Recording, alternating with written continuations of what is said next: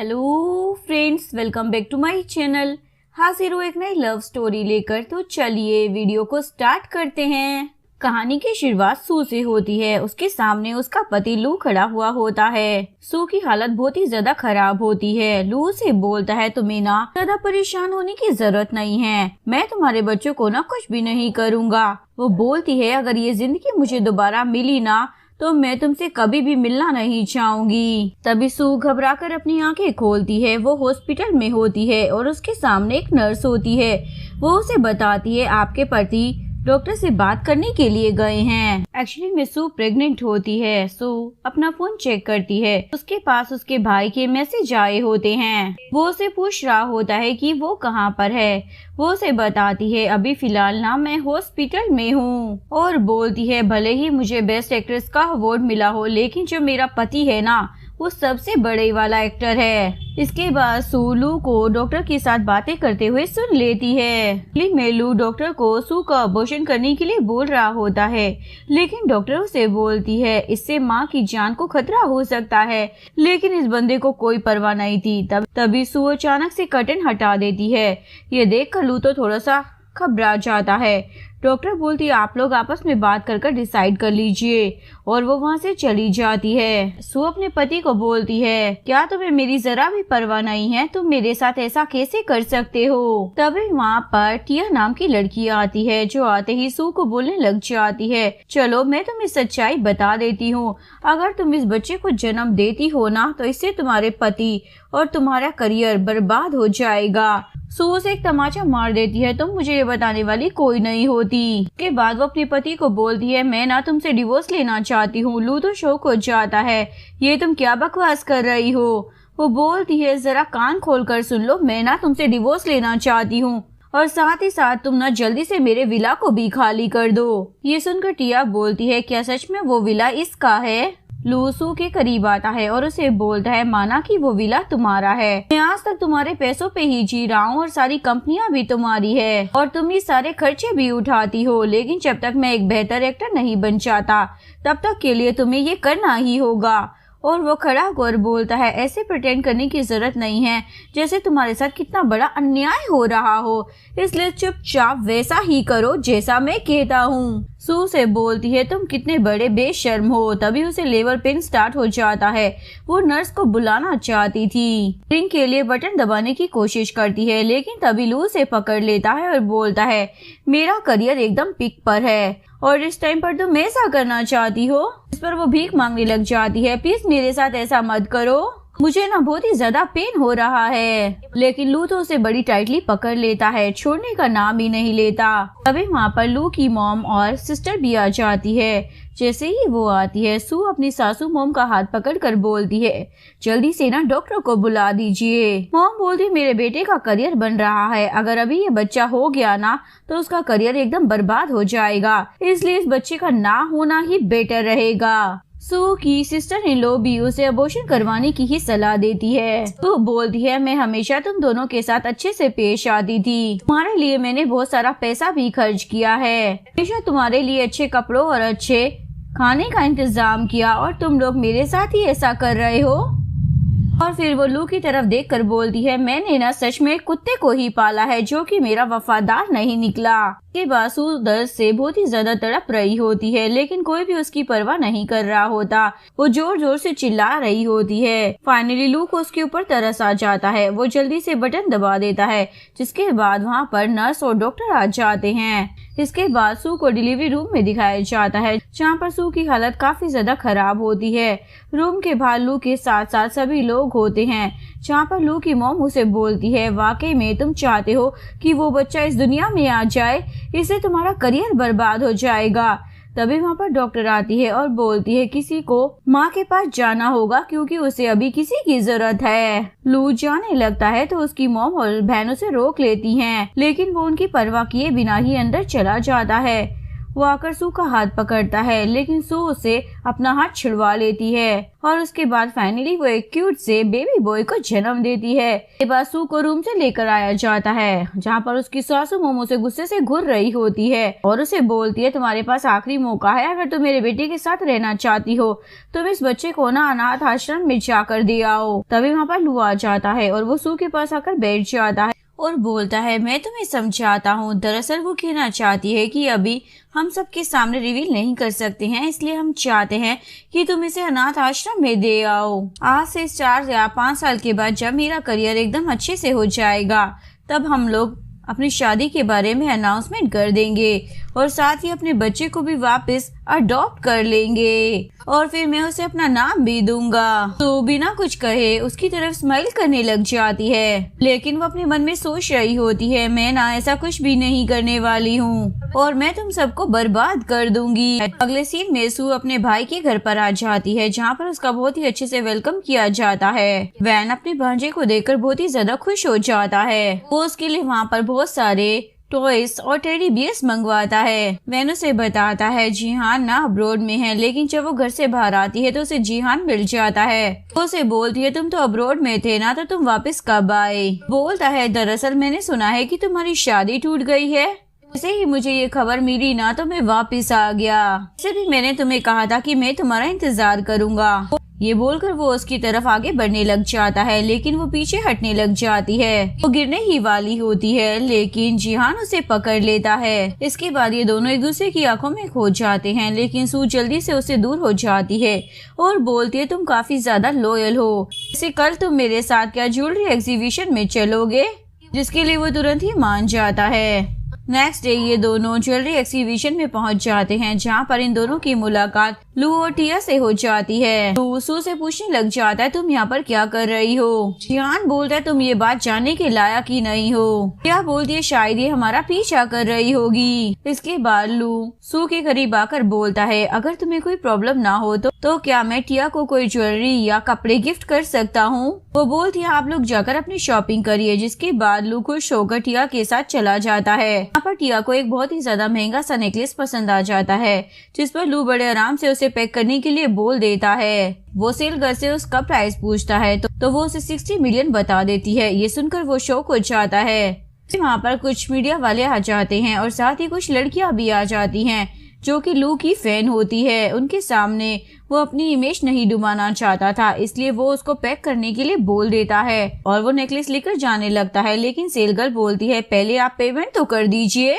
वो बोलता है मैं लू हूँ। सेलगर्ल बोलती है हमारे मैनेजर ने बोला है आपको जितने भी बेनिफिट दिए गए थे उन सभी को कैंसिल कर दिया गया है। ये सुनकर लू तो शौक हो जाता है और मन में सोचता है ये स्टोर तो सू के फ्रेंड का हुआ करता था, इसलिए मैं हमेशा यहाँ से फ्री में सामान ले जाया करता था। सेलगर्ल उसे पेमेंट करने के लिए बोलती है। ये सुनकर वो उसे नेकलेस वापस करने लग जाता है। टिया उसे पकड़ लेती है और बोलती है मुझे ये नेकलेस चाहिए। जिसके बाद वो बंदा अपना एक कार्ड उसे देता है। जैसे ही वो कार्ड का स्वाइप करती है तो उसमें बैलेंस ही नहीं होता। इसके बाद वहाँ पर सभी खड़े हुए लोग उसके बारे में बातें करने लग जाते हैं। क्या बोलती है ये सब कुछ क्या बकवास है? क्या तुमने मुझसे झूठ बोला कि तुम एक अमीर परिवार के लड़के हो?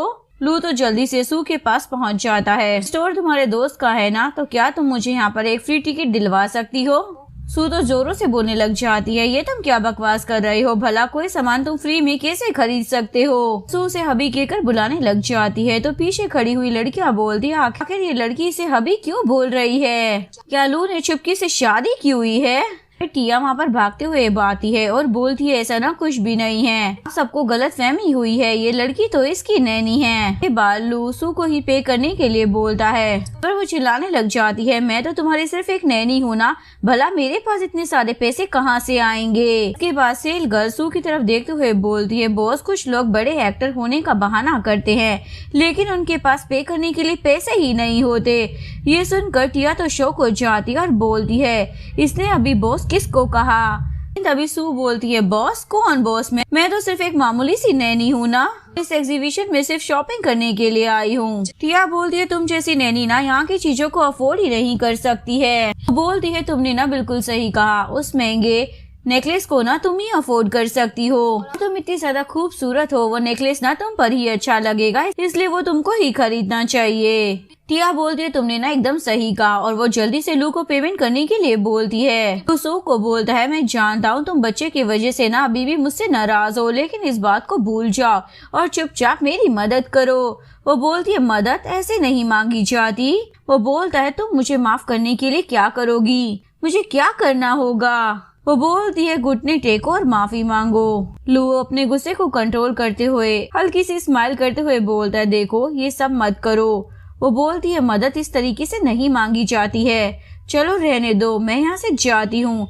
लेकिन वो उसका हाथ पकड़कर रोक लेता है और बोलता है प्लीज जल्दी से ये कर दो ना। वो बोलती है तुम जाकर सेल्स गर्ल से बात क्यों नहीं कर लेते हो, अगर पैसे नहीं है तो तुम इंस्टॉलमेंट में भी पे कर सकते हो, वैसे भी तुम्हें वो चीजें नहीं खरीदनी चाहिए जो तुम अफोर्ड ही नहीं कर सकते हो, वैसे अभी भी तुम्हारे पास एक मौका है, जल्दी से घुटनों के बल बैठ जाओ और मुझसे माफी मांगो। उसके बाद वो जैसे ही बैठने वाला होता है सू बोलती है मैंने बिल भर दिया है। उसके बाद वो पेन साफ करने का बहाना करता है और जल्दी से खड़ा हो जाता है और वो सेल गर्ल्स को अपना कार्ड दे देती है, जिसके बाद वो उसे स्वाइप करती है और 60 मिलियन का बिल सू को दे देती है। सू उस बिल को लू की पॉकेट में डाल देती है और बोलती है अगली बार से ऐसा नहीं होगा। लू को तो बहुत ही ज्यादा गुस्सा आ जाता है। तभी टिया आगे आ जाती है और बोलती है तुम किसको बेवकूफ बना रही हो, मैं अच्छे से जानती हूँ ये कार्ड लू का है जिसे तुम इस्तेमाल कर रही हो। वहाँ पर खड़े हुए सभी लोग बोलने लग जाते हैं एक नैनी के पास मालिक का कार्ड है, ये कैसे हो सकता है। अभी सूलू को बोलती है क्या तुम चाहते हो कि ये हार अभी की अभी वापस हो जाए। तू जल्दी से टिया को शांत होने के लिए बोल देता है चलो हम यहाँ से चलते हैं, और वो उसको वहाँ से लेकर चला जाता है। के बाद सू जिहान को एक वॉच दिखाते हुए बोलती है ये मुझे बहुत ही ज्यादा पसंद आई। बोलता है घुटने टेको और माफी मांगो। वो बोलती है ये तो अभी शुरुआत है, अभी आगे आगे देखो कि मैं उसके साथ क्या करती हूँ। जिहान बोलता है इसके बाद ना मैं तुम्हें खाने पर लेकर चलूंगा। इस सीन में लू की मोम और बहन को दिखाया जाता है। उसकी बहन बोलती है मुझे भूख लगी है। तभी वहाँ पर सू आ जाती है। ये दोनों ही उस पर भड़कने लग जाती है, खाने के बारे में क्या सोचा है, और जरा घर की हालत देखो कितना गंदा है। बोलती है ये घर मेरा ही है तो क्या मुझे इस घर का काम भी करना होगा। सासू मम बोलती है तुम हमेशा से ही घर का काम करती हुई आई हो। तो बोलती है ठीक है मैं घर का काम शुरू करती हूँ, लेकिन उससे पहले मैं पपराजी को बता देती हूँ। सू ने एक प्रेग्नेंट औरत को गालियाँ दी थी और उसके साथ बहुत ही ज्यादा बुरा व्यवहार किया था। वो जल्दी से झाड़ू उठाने वाली होती है, लेकिन उससे पहले सासू मोम ही उस झाड़ू को उठा लेती है। अपनी बेटी को वो झाड़ू थमा देती है चलो जल्दी से काम शुरू करो। फिर वो सू की तरफ देखकर चिल्लाते हुए बोलती है मैं ना खाना बनाने के लिए जा रही हूँ। उसके बाद लू घर पर आता है। जैसे ही वो अपनी मॉम और बहन को काम करते हुए देखता है तो उसे तो बहुत ही ज्यादा दुख हो जाता है। उसके बाद वो सू के पास आकर बैठ जाता है और उससे पूछता है ये सब कुछ क्या चल रहा है। वो बोलती है मैंने क्या किया है। वो बोलता है तुमने मुझे मेरे फैंस और टिया के सामने शर्मिंदा होने दिया। तभी पीछे से लू की मोम आकर बोलती है तुम एक ओल्ड एक्ट्रेस हो और मेरे बेटे का करियर बर्बाद करने पर तुली हुई हो। लेकिन लू अपनी मोम को चुप करा कर बोलता है सबसे पहली चीज ये है कि टिया भी नाराज है, उसे कैसे मना जाए, और वो ऐसे ही नाराज रहेगी तो भला मुझे मूवीज कैसे मिलेगी। वे उसकी बहन आगे आती है और वो सू के हाथ से टैबलेट छीन कर उसमें से एक ड्रेस दिखाकर बोलती है ये ड्रेस ना अभी ही मार्केट में आई है, ये बहुत ही ज्यादा अच्छी है, अगर तुम ये टिया को गिफ्ट करोगे तो उसकी नाराजगी ना खत्म हो जाएगी और वो तुम्हारे साथ इसी ड्रेस को पहनकर अवार्ड सेरेमनी में जाएगी। इसके बाद लू जल्दी से उसका फोटो सू को दिखाते हुए बोलता है इस ड्रेस का ना अरेंजमेंट करो। बोलती है तुम्हारा काम ना हो जाएगा। इसके बाद टिया को उसके घर पर दिखाया जाता है। उसे उस ड्रेस को गिफ्ट कर देता है। उस ड्रेस को देखकर टिया तो काफी ज्यादा खुश हो जाती है, लेकिन अभी भी वो नाराज होने का नाटक कर रही होती है। ड्रेस को वापस करते हुए बोलती है मुझे ये नहीं चाहिए।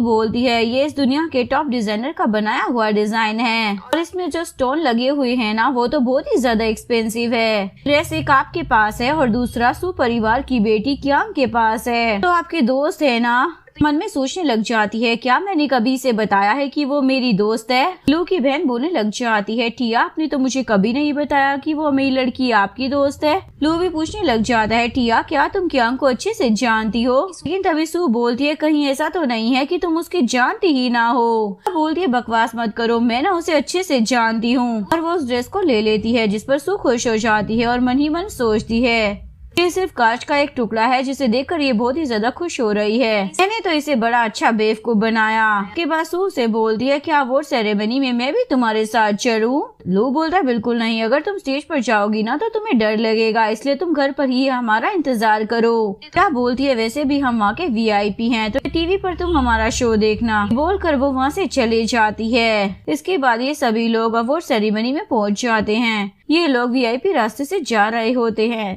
तभी इन्हें रोक दिया जाता है और कहा जाता है यहाँ से पहले सू परिवार की बेटी क्या गुजरेगी, उसके बाद ये रास्ता दूसरे VIP लोगों के लिए खोला जाएगा। लू टिया को बोलता है वो तुम्हारी दोस्त है ना, उसे कॉल करो ताकि हम लोग अंदर जा सके, क्योंकि यहाँ पर इस तरीके से खड़े होना बहुत ही ज्यादा शर्म की बात है। टिया तो घबरा जाती है और कॉल करने का नाटक करती है। उसके बाद यहाँ पर सू की एंट्री होती है। सू को देखकर सभी लोग शौक हो जाते हैं। क्या सच में यही सू परिवार की बेटी है? लू की बहन आगे आ जाती है और बोलती है तुम तो कितनी ज्यादा चालाक हो, भले ही तुम्हारा नाम सू है, इसका मतलब ये नहीं है कि तुम सू परिवार की बेटी हो जाओगी। टिया बोलती है तुम लाइमलाइट चुराने के लिए किसी भी हद तक जा सकती हो ना। लू भी उसे बोल देता है तुम्हें यहाँ से चले जाना चाहिए, इससे पहले तुम्हारी बेइज्जती हो जाए।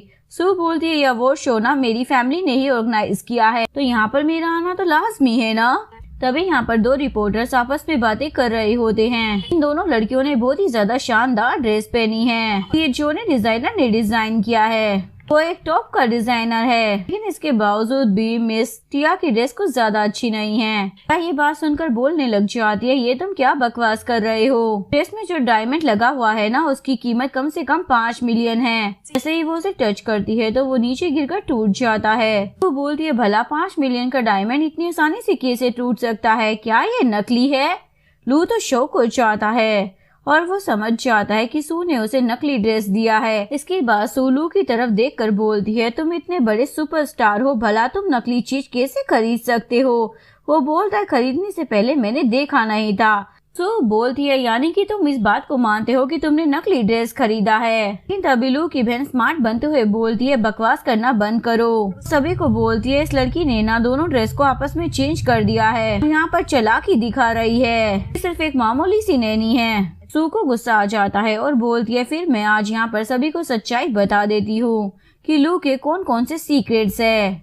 लेकिन तभी लू से बोलता है आज अवार्ड के बाद ना सभी के सामने मैं तुम्हारे और मेरे रिश्ते को एक्सेप्ट करूंगा, फिलहाल अभी के लिए तुम शांत हो जाओ और यहाँ से ना चली जाओ। वो बोलती है यहाँ से तो मैं नहीं जाने वाली, वैसे भी ये VIP चेम्बर ना मेरे लिए बना है। वो बोलता है मैं भी साथ चलूंगा। वो बोलती है तुमने तो कहा था कि तुम मेरे साथ नहीं आने वाले हो, फिर अब मेरे साथ क्यों जाना है? वो बोलता है वैसे भी ये मिस सू के लिए है ना कि तुम्हारे लिए। क्या बोलती है तुम ना बहुत ही ज्यादा घमंडी हो, तुम्हें यहाँ से निकल जाना चाहिए। जिसके बाद सभी लोग चिल्लाना शुरू कर देते हैं इस लड़की को यहाँ से बाहर निकालो कि ये तो एक मामूली सी नैनी है। के बाद सू आगे बढ़ने लग जाती है, लेकिन तभी लू उसका हाथ पकड़ कर बोलता है ना तुमने मेरे सब्र का बांध तोड़ दिया है, इसलिए अब ये तमाशा करना बंद करो। तो बोलती अभी तो मैंने कुछ किया भी नहीं है और पहले से ही तुम परेशान हो गए, तभी मेरे अंदर जाते ही ये VIP चैम्बर बंद हो जाएगा, इसलिए तुम्हें मेरे पीछे आने की जरूरत नहीं है। के बाद वो अंदर चली जाती है और लू को बहुत ही ज्यादा गुस्सा आता है। वो अपने मन में सोचता है आज के बाद मैं किसी को भी पता नहीं चलने दूंगा कि मेरा तुम्हारे साथ कोई भी रिश्ता था। लेकिन तभी लू की बहन सू के पीछे जाती है और उसे धक्का देकर जमीन पर गिरा देती है। तुम इसी लायक हो। वहाँ पर खड़े हुए लोग भी बोलते हैं इसके साथ सही हुआ है, ये सिर्फ एक मामूली सी नैनी है, इसे तो यहाँ से पीट कर बाहर निकाल देना चाहिए। लू की बहन बोलती है मैं तुम्हारा असली चेहरा ना सबके सामने ला कर रहूंगी। के बाद सू किसी को कॉल करती है। वहाँ पर खड़ी हुई एक लड़की बोलती है तुम अभी भी नाटक कर रही होगी ना, ये नाटक करना बंद करो। जिसके बाद लू की बहन सू को बोलती है अब तुम्हारा भीख मांगने और पछतावा करने का टाइम आ चुका है, इसकी ना तुम्हें सजा मिलेगी। सू बोलती है पछतावा तो अब तुम्हें होगा, वैसे भी तुम इस VIP चैम्बर में कभी नहीं जा सकती हो। बोलती है मैं जा सकती हूँ अपने भाई की वजह से भी सू परिवार की तरफ से हमेशा ही उसे फेवर किया गया है। तो बोलता है ये तमाशा करना बंद करो और वो टिया को लेकर VIP चैम्बर के अंदर चला जाता है। सू की बहन बोलने लग जाती है सू तुमने तो कहा था कि मेरे भाई को अंदर नहीं जाने दिया जाएगा, लेकिन वो तो अंदर चला गया। सू बोलती है 3 सेकंड में ना वो बाहर भी आ जाएगा।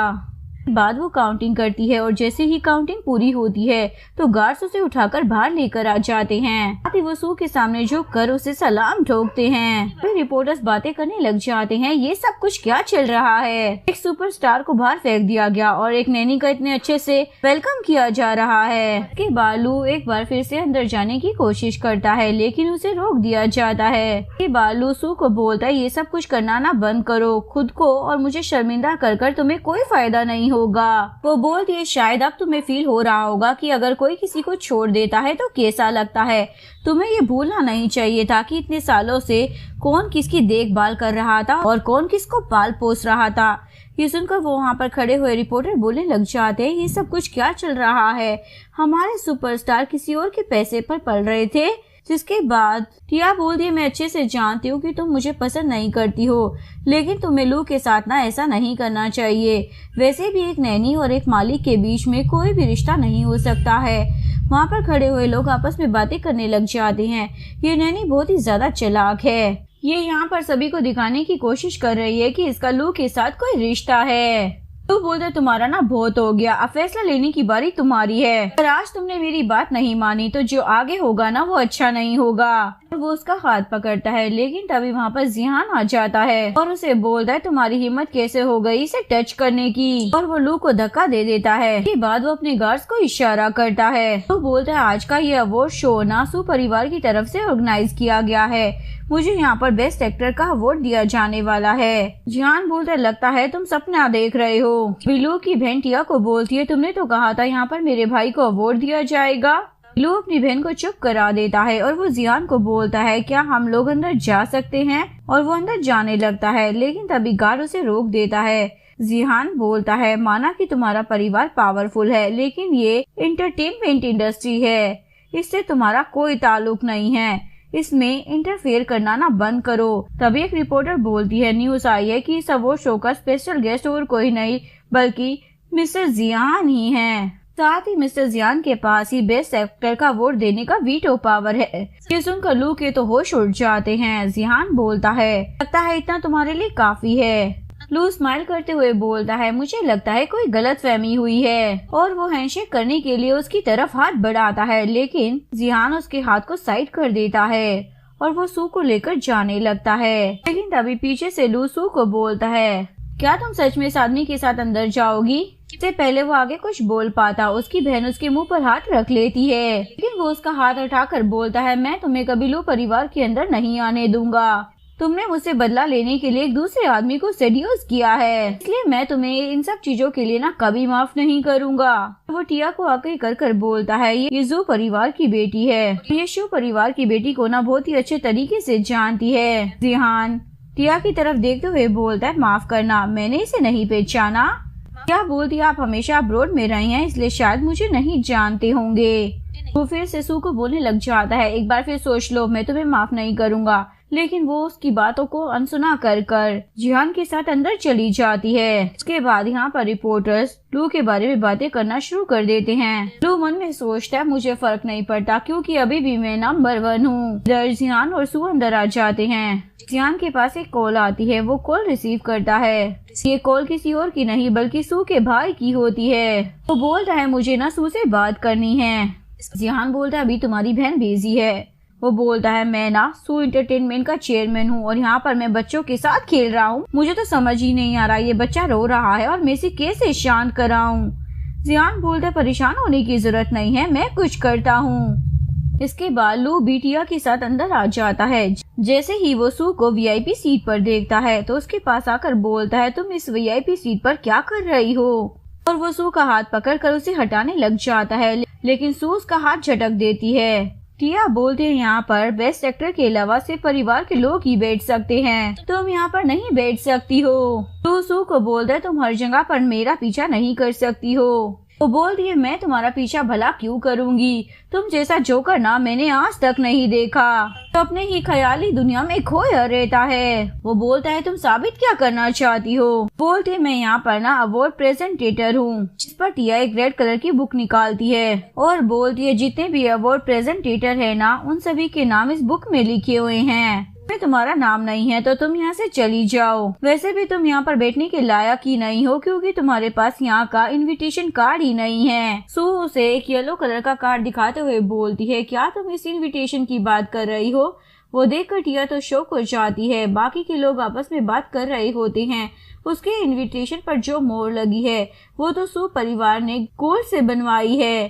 क्या वो वाकई में कोई इम्पोर्टेंट पर्सन है? टिया बोलती है, नकली इनविटेशन कार्ड बनवाने की तुम्हारी ये चालना बहुत ही ज्यादा बेकार है। इसके बाद वो गार्ड्स को बुलाने लग जाती है ताकि वो सू को वहाँ से बाहर निकलवा सके। लेकिन तभी एंकर बोलती है, अवार्ड सेरेमनी स्टार्ट होने में ना सिर्फ 1 मिनट बचा है। तभी वहाँ पर एक आदमी सू को बुलाने के लिए आता है और वो उसके साथ चली जाती है। पर टिया खुश होकर लू को बोलती है, देखो मैंने कहा था ना वो नकली कार्ड है, इसीलिए उसे यहाँ से बाहर निकाला जा रहा है। इसके बाद ये दोनों खुश होकर बैठ जाते हैं। टिया लू को बोलती है, मुझे इन्फॉर्मेशन मिली है कि बेस्ट एक्टर की लिस्ट को कोई भी चेंज नहीं कर सकता, तुम्हें ही अवार्ड मिलेगा। के बाद स्टेज पर ना सू परिवार की बेटी को बुलाया जाता है जो कि बेस्ट एक्टर का अवार्ड देने वाली थी। वहाँ पर सू आ जाती है। उसको देखकर इन दोनों के तो होश ही उड़ जाते हैं। टिया बोलती है, ये क्या बकवास चल रही है, इसे तो अभी यहाँ से बाहर निकाल दिया गया था ना, आखिर ये चापलूसी करने में इतनी ज्यादा माहिर कैसे हो सकती है? लू तो सोच में पड़ जाता है, ये तो बिल्कुल वैसा ही है जैसा कि ज्योतिष ने कहा था, अगर मैं सू से अलग हो जाऊंगा तो मैं निराश हो जाऊंगा। टिया उसे बोलती है, तुम्हें परेशान होने की जरूरत नहीं है, ये सिर्फ यहाँ पर नाम अनाउंस करने आई है, ये रिजल्ट थोड़ी चेंज कर सकती है। इसके बाद सू बोलना शुरू करती है। वो बोलती है, यहाँ पर एक आदमी है जिसने अपनी पत्नी से शादी की, के बाद वो रातों रात स्टार बन गया। उसके बाद उसने अपनी पत्नी को छोड़ दिया, साथ ही उसने अपने बच्चे को भी मार डाला। सुनकर सभी लोग बोलने लग जाते हैं, आखिर इस तरीके का गिरा हुआ आदमी है कौन? लेकिन इसके बाद सू उस बंदे का नाम अनाउंस करती है जिसे अवार्ड दिया जाने वाला था। लू तो पहले से ही खुश होकर खड़ा हो जाता है क्योंकि उसे लग रहा था अवार्ड उसे ही मिलेगा। सू तो किसी दूसरे एक्टर का नाम ले लेती है जिसके बाद वो बंदा पूरी तरीके से शॉक हो जाता है। लेकिन उसके बाद ये अवार्ड लू को ही दे दिया जाता है। उसके बाद वो अवार्ड लेने के लिए स्टेज पर पहुंच जाता है। वहाँ पर उसे अवार्ड देने के लिए जियान आता है, वो उसे अवार्ड दे देता है। लेकिन तभी लू को एक बच्चे के रोने की आवाज आती है जिसकी वजह से उसके हाथ से ट्रॉफी नीचे गिरकर टूट जाती है। जियान बोलता है, अरे वाह, तुमने तो अपनी ही ट्रॉफी को तोड़ दिया है, तुम तो बड़े वाले बेवकूफ हो। के बाद लू अपनी स्पीच देता है जिसमें वो अपनी ही तारीफ किए जा रहा होता है। तू मन में सोच रही होती है, जितना तुम ऊंचाई से नीचे गिरोगे उतना ही ज्यादा तुम्हें दर्द होगा। और शो के बाद वहाँ पर पार्टी होती है जहाँ पर सू अपने बच्चे को लेकर आ जाती है। उसको देख कर लू तो थोड़ा सा चौंक जाता है। लू की बहन बोलती है, इस बच्चे को तो पैदा होते ही मार देना चाहिए था। लेकिन अभी भी इन तीनों को यकीन नहीं आ रहा था कि सू परिवार की बेटी है। इसलिए वो अपने भाई को बोलती है, इसने कितने अच्छे तरीके से नाटक किया है। क्या बोलती है, शायद सू परिवार की बेटी ना बहुत ही ज्यादा दयालु है, इसलिए उसने इसका भाना नहीं फोड़ा। लेकिन इसके बावजूद भी ये अपने बच्चे को लाने की हिम्मत कर रही है, ये कितनी ज्यादा बेशर्म है ना। इसके बाद लू सू के पास आ जाता है और उसे बोलता है, क्या तुम इस बच्चे को यहाँ पर लाकर मुझे डराना चाहती हो? सू तो जोरों से बोलने लग जाती है, क्या तुम्हें डर लगता है कि सबको पता चल जाएगा कि तुमने अपने बच्चे और अपनी वाइफ को छोड़ दिया है? वो बोलता है, मैंने अपने बच्चे और वाइफ को नहीं छोड़ा है, फर्क सिर्फ इतना है कि ये बच्चा गलत टाइम पर पैदा हुआ है। तभी लू की बहन बोलती है, तुम सच में ना बहुत ही ज्यादा बेशर्म हो, तुम मेरे भाई के अटेंशन पाने के लिए ये सब कुछ कर रही हो ना, लेकिन तुम कितनी भी कोशिश कर लो मेरे भाई का मन नहीं बदलेगा। तो भी सू को बोल देता है, तुम्हें ना घर जाना चाहिए, तुम्हें यहाँ पर अपनी बेइज्जती कराने की कोई जरूरत नहीं है। सू बोलती है, चारों तरफ नजर घुमाकर देखो कि कौन किसको शर्मिंदा कर रहा है। जैसे ही वो नजर घुमाता है तो टिया को देखता है। टिया वहाँ पर एक बैंड गाना बजा रहा होता है। टिया जाकर उसे बंद कर देती है, कितना बकवास गा रहे हैं। तभी एक आदमी उसके पास आता है और बोलता है, ये पॉप सॉन्ग की महारानी है, तुम इनकी इस तरीके से बेइज्जती नहीं कर सकती हो। लू जाकर उसे रोकता है। सू के पास उसका भाई और जिहान आ जाता है। सू का भाई अपने भांजे को लेकर वहाँ से चला जाता है। तभी लू के पास एक आदमी आ जाता है और बोलता है, मैंने सुना है आज रात आप बहुत सारे कॉन्ट्रैक्ट साइन करोगे, क्या आप हमारे साथ भी कॉन्ट्रैक्ट साइन करेंगे? क्या आप हमारी ब्रांड के बारे में कुछ जानते हैं? या तो ओवर स्मार्ट बनते हुए बोलती है, बिल्कुल, हम आपके ब्रांड के बारे में ना बहुत ही ज्यादा अच्छे से जानते हैं। तो वहाँ पर रखी हुई एक पेस्ट्री उठाकर उसकी तारीफें करना शुरू कर देती है। की बातें सुनकर लोगों के सर पे से तो चिड़िया उड़ जाती है क्योंकि ये कुछ ज्यादा ही नौटंकी कर रही होती है। उसके बाद सू के लिए एक VIP सीट आती है जिस पर वो बैठ जाती है। लू की बहन आकर उसे उठा देती है और बोलती है ज्यादा ओवर स्मार्ट बनने की ना जरूरत नहीं है, ये सू परिवार के लिए है, तुम इस पर जाकर क्यों बैठ रही हो। लू उसके पास आकर उसकी इंसल्ट करने लग जाता है। अभी हमारा डिवोर्स नहीं हुआ तो इस तरीके की हरकतें करना ना बंद करो वरना अच्छा नहीं होगा। तुमसे अच्छी तो टिया है जो कि मेरी इंसल्ट नहीं होने देती। सू बोलती है हाँ वाकई में ना वो बहुत ही ज्यादा अच्छी है, तभी तो वो दूसरों के पति का कितने अच्छे से ख्याल रखती है। लू सू को बोलता है अगर तुम्हारी इन हरकतों की वजह से आज रात के कॉन्ट्रैक्ट साइन इवेंट पर कुछ भी फर्क पड़ता है ना तो मैं तुम्हें नहीं छोड़ूंगा। ये बोलकर वो वहाँ से चला जाता है। टिया बोलती है तुमने देखा ना, भले ही तुमने उसके बच्चे को जन्म दिया है लेकिन उसके दिल में ना तुम्हारे लिए जरा सी भी जगह नहीं है, और अगर आज रात तुमने कुछ भी खराब करने की कोशिश की ना तो वो तुम्हारे बच्चे और तुम्हें दोनों को जान से मार देगा। ये सुनकर सू को बहुत ही ज्यादा गुस्सा आ जाता है और वो उसके बाल पकड़कर एक कांच के गिलास को तोड़कर उसकी गर्दन पर रख देती है। अगर मेरे बच्चे के बारे में दोबारा तुमने ऐसा कुछ बोलने की हिम्मत भी की ना तो मैं तुम्हें मार डालूंगी। वो जैसे ही ये देखता है तो वो उसे छोड़ने के लिए बोलता है। वो बोलती है तुम में ना जरा भी अकल नहीं है। तभी लू की बहन आगे बढ़ती है, मैं तुम्हें बताऊंगी, और वो एक वाइन का गिलास उठाकर फेंकने लग जाती है। तभी सू टिया को आगे धक्का दे देती है, इस वजह से वो सारी वाइन गिर जाती है। लू की बहन बोलती है टिया को ब्लीडिंग हो रही है, जिस पर लू बोलता है जल्दी से ना टिया से माफी मांगो, तुमने सबके सामने उसकी इंसल्ट की है इसलिए तुम्हें सबके सामने ही उससे माफी मांगनी होगी। लेकिन सू माफी मांगने से मना कर देती है, जिस पर इन दोनों लड़कियों को गुस्सा आ जाता है और वो लू को बोलती है इसको ना सबक सिखाना होगा, अगर यहाँ पर चेयरमैन आ गए ना तो तुम्हारे ऊपर ही नाराज होंगे। इस पर लू अपनी बहन को इशारा करता है। उसके बाद उसकी बहन और टिया जाकर सू को पकड़ लेती है। वे वहाँ पर मिस्टर वांग आ जाते हैं जो लियन ग्रुप के चेयरमैन होते हैं। वो सू से पूछते हैं यहाँ पर क्या हो रहा है। क्या बोलती है आप नहीं जानते, ये लड़की ना बहुत ही ज्यादा बदतमीज है, ये VIP सीट पर बैठ गई और फिर सभी की बहुत ही ज्यादा इंसल्ट भी कर रही थी। मिस्टर वोंग लू को बोलते हैं मुझे यहाँ पर तुम्हारे लिए एक बहुत ही ज्यादा अमीर औरत ने बुलाया है। ये सुनकर सभी लोग शौक हो जाते हैं और सोचते हैं आखिर लू के पीछे कौन है। लू की बहन बोलती है टिया के अलावा और कौन ही हो सकता है। इसके बाद लू मिस्टर वोंग की तरफ अपना हाथ बढ़ाता है हैंडशेक करने के लिए, लेकिन मिस्टर वोंग सबसे पहले सू की तरफ देखते हैं। वो इनकार करने का इशारा करती है तो मिस्टर वोंग उसके हाथ को झटकते हुए बोलते हैं आज रात जो सिग्नेचर सेरेमनी होने वाली थी ना मैं उसे कैंसिल करता हूँ। लू बोलता है आप ये क्या बोल रहे हैं। मिस्टर वोंग बोलते हैं मुझे ना उस लड़की का मेल आया था इसलिए मैंने ये कैंसिल किया है। सू की बहन टिया की तरफ देखकर बोलती है ये क्या बोल रहे हैं, आपने ऐसा क्यों किया है। टिया घबराते हुए बोलती है मैंने तो ऐसा कुछ भी नहीं किया है। लेकिन पीछे खड़े हुए लोग आपस में बात कर रहे होते हैं ये सब कुछ क्या चल रहा है। हमने अफवाह सुनी थी लू को किसी अमीर औरत ने अपने पास रखा हुआ है, क्या ये वाकई में सच है। पता है ये सब इसलिए हो रहा है क्योंकि वो औरत इससे नाराज हो चुकी है। गुस्से में आकर उसने अपने सारे कॉन्ट्रैक्ट कैंसिल कर दिए हैं। वही वहाँ पर जिहान और सू के भाई की एंट्री होती है। दोनों आकर सू की साइड में खड़े हो जाते हैं। उनके साथ दूसरे ग्रुप के चेयरमैन भी आए होते हैं। उनको देखकर सभी आपस में बातें करना शुरू कर देते हैं। आज ये चारों एक साथ कैसे आए हैं, लगता है ये लोग मिलकर कुछ बड़ा अनाउंस करने वाले हैं। टिया लू को बोलती है जरूर ये लोग तुम्हारे साथ ही कॉन्ट्रैक्ट साइन करने के लिए आए हैं। लू की बहन बोलती है भाई तुम तो कमाल हो। के बाद लू मिस्टर वोंग को एटीट्यूड दिखाते हुए बोलता है अगर आपको मेरे साथ कॉन्ट्रैक्ट नहीं करना है तो मत करो। तो मेरे साथ काम करते तो मैं तुम्हारे ब्रांड को ऊंचाइयों पर पहुंचा देता, लेकिन शायद ये मौका तुम्हारे नसीब में ही नहीं है।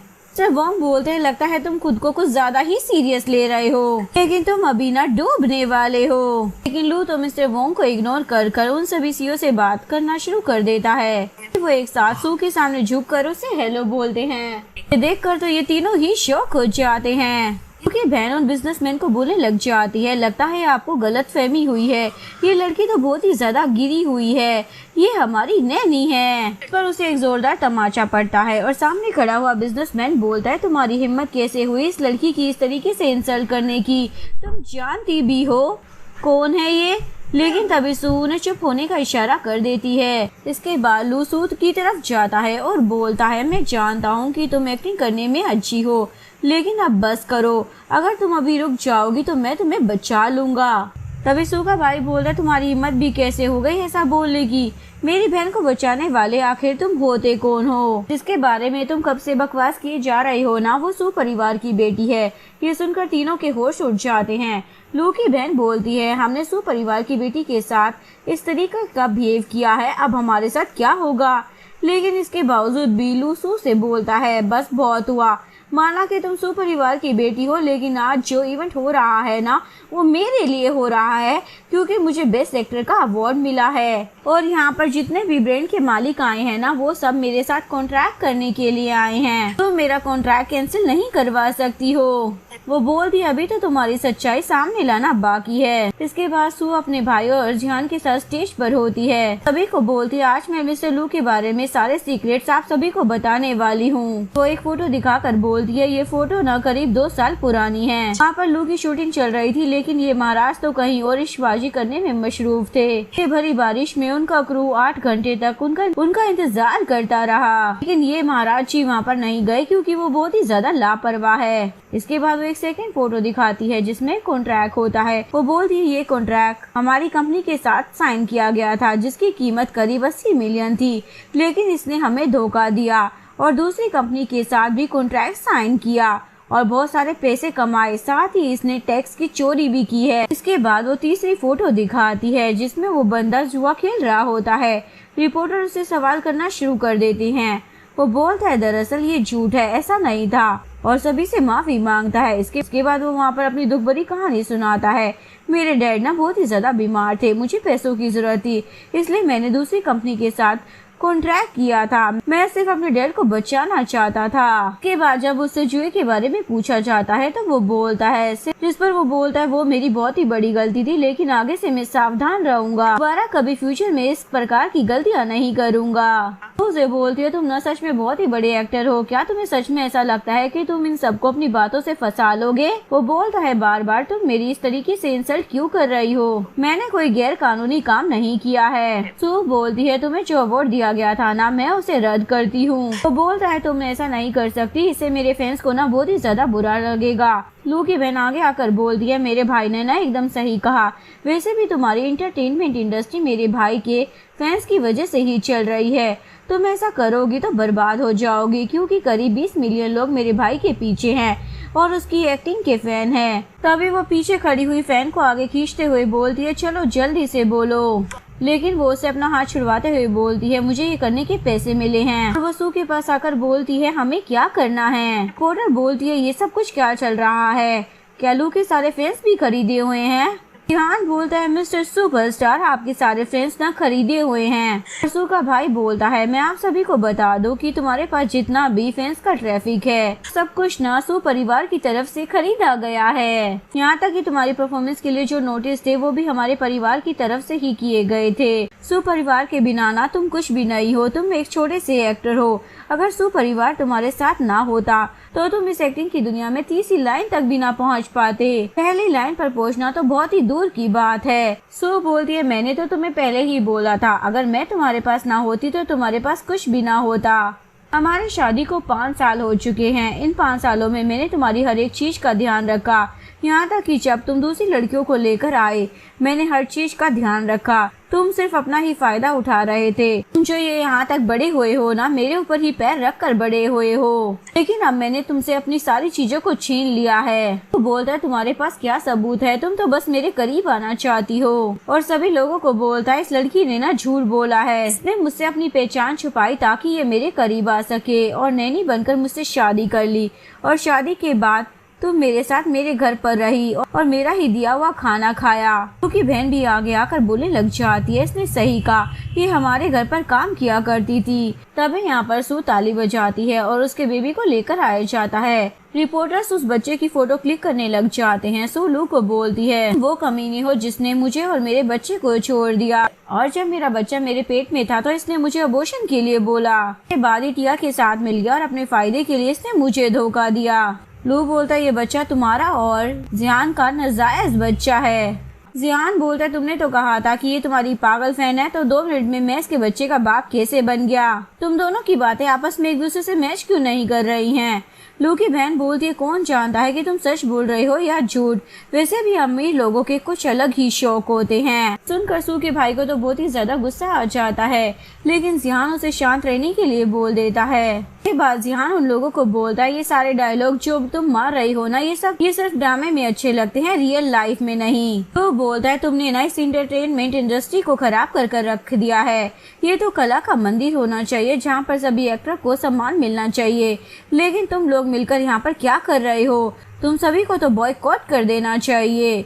के बाद सभी लोग चिल्ला कर उन्हें बाहर जाने के लिए बोलते हैं। सू का भाई जियान को बोलता है, ये आदमी तो पूरी तरीके से पागल है। अभी सू सभी के सामने अपना मैरिज सर्टिफिकेट दिखाती है। के बाद सभी रिपोर्टर बोलने लग जाते हैं, ये एक्टर तो कितना बड़ा झूठा है, इसने अभी तक ये बात छुपा कर रखी हुई है और अभी भी एक्टिंग कर रहा है। लू बोलता है, हाँ मैं एक्सेप्ट करता हूँ, ये लड़की मेरी वाइफ है और मैं सू परिवार का दामाद हूँ, लेकिन मैंने अपनी पहचान छुपाई क्योंकि मैं खुद को साबित करना चाहता था। अगर मैं इतनी दूर तक आया हूँ ना, सिर्फ अपने बलबूते पर आया हूँ। लू के भाई को गुस्सा आ जाता है, अब तुम ये कौन सी नई चाल चल रहे हो? लू बोलता है, इन लोगों ने मुझे बहुत ही ज्यादा परेशान किया था। माना कि सू परिवार ने मुझे बहुत कुछ दिया है, लेकिन उसके बदले में रोज मुझे इनके तमाशे देखने पड़ते थे। ये लोग रोज मुझे टॉर्चर करते थे और अपना गुलाम बना कर रखते थे। सू याद करती है कि उसके साथ कितना गलत बिहेव किया जाता था और बोलती है, सही और गलत का कितना अच्छा उलट फेर है ना। मुझे मेरी ही दुख भरी दास्तां सुना रहे हो क्या? तुम कभी इससे गुजरे भी हो? वो मेरे सर्टिफिकेट को फाड़ देती है, आज से मेरा तुम्हारा कोई लेना देना नहीं है। जियान और सू का भाई उसे बोलता है, तुम्हें घबराने की जरूरत नहीं है, हम दोनों हमेशा ना तुम्हारे साथ हैं। के बाद वो उन दोनों के साथ वहाँ से चली जाती है। लू को जितने भी लोग सपोर्ट कर रहे होते हैं वो भी वहाँ से चले जाते हैं।